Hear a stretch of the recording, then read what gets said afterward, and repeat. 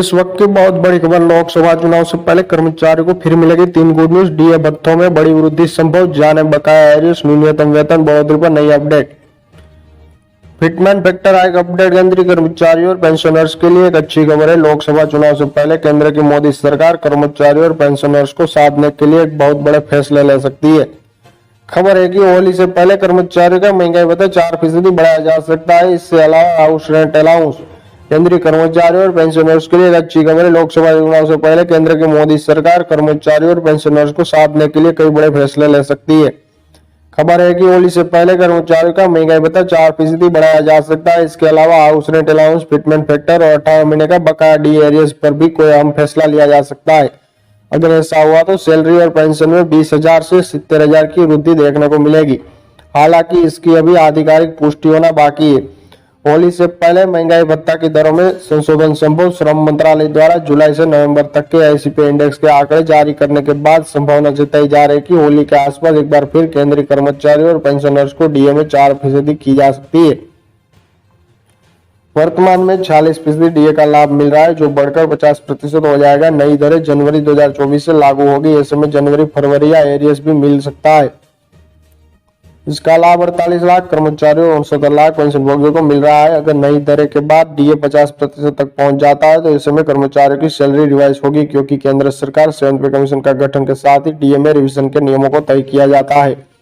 DA 50% होने पर शून्य हो जाएगा और 50% डीए के मौजूदा बेसिक सैलरी में जोड़ कर दिया जाएगा और डीए की गणना शून्य से शुरू की जाएगी। हालांकि इस पर अंतिम फैसला मोदी सरकार को लेना है कि कर्मचारियों का 50% डीए दिया जा सकता है और सैलरी का कोई नया फॉर्मूला लागू किया जाए।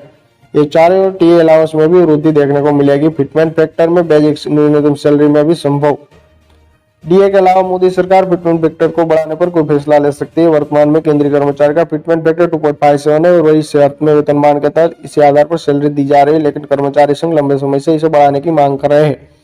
ऐसे में संभावना जताई जा रही है कि 7th पे कमीशन फिटमेंट फैक्टर पर संशोधन पर विचार कर सकते हैं और इसे 3% या 3.68% का तय किया जा सकता है। अगर ऐसा हुआ तो बेसिक सैलरी 18,000 से बढ़कर 21,000 रुपए हो जाएगी। इस तरह अलग अलग लेवल पे कर्मचारी की सैलरी में अलग अलग वृद्धि हो सकती है। क्या होगा 2020 से 21 तक के बकाया एरियर्स का भुगतान। दरअसल केंद्रीय कर्मचारियों और पेंशनर्स का जुलाई 2020 से जनवरी 2021 तक का डीए का एरियर्स बकाया है। इसे लंबे समय से मांग कर रहे हैं। इसको लेकर कर्मचारी संघ कई बार केंद्र को पत्र लिख चुके हैं। बीते दिनों खबर आई थी कि 1 फरवरी 2024 को पेश होने वाले बजट सत्र में इस पर फैसला हो सकता है, लेकिन ऐसा नहीं हुआ। एक लोकसभा चुनाव में इसे एक बार फिर डीए एरियर्स को लेकर चर्चा शुरू हो गई है। हाल ही में भारतीय प्रतिरक्षा मजदूर संघ के महासचिव एवं स्टाफ साइट की राष्ट्रीय परिषद ने केंद्रीय मंत्री निर्मला सीतारमण को पत्र लिखा है और इस फैसलों को लेना तय किया है। नेशनल काउंसिल ऑफ जेसीएम के शिव गोपाल मिश्रा का कहना है कि लेवल 1 के कर्मचारियों का डीए एरियर्स 11,880 रुपए से लेकर 37,554 रुपए के बीच बनता है। लेवल 13 के कर्मचारियों का कैलकुलेशन की जाए तो कर्मचारियों के हाथ में महंगाई भत्ता का एरियर्स 1,44,200 रुपए से 2,18,200 रुपए का भुगतान किया जाएगा। अगर कर्मचारी का मूल वेतन 18,000 रुपए है तो इसे 3 महीने के हिसाब से बकाया एरियर्स 11,880 रुपए मिल सकता है। जी हाँ दोस्तों, लोकसभा चुनाव से पहले कर्मचारियों को फिर मिलेगी 3 गुड न्यूज। डीए भत्तों की बड़ी वृद्धि संभव, जाने बकाया एरियर्स, न्यूनतम वेतन बढ़ोतरी पर नई अपडेट। जी हाँ, इस वक्त की बहुत बड़ी अपडेट निकल के सामने आई है। सभी केंद्रीय कर्मचारी, राजकीय कर्मचारी, पेंशन भोगी और भूतपूर्व जवानों का हार्दिक स्वागत है आपकी अपनी भरोसेमंद यूट्यूब चैनल में। इस वक्त की बहुत बड़ी खबर निकल के सामने आई है। केंद्रीय कर्मचारी और पेंशन भोगियों की होगी बल्ले बल्ले।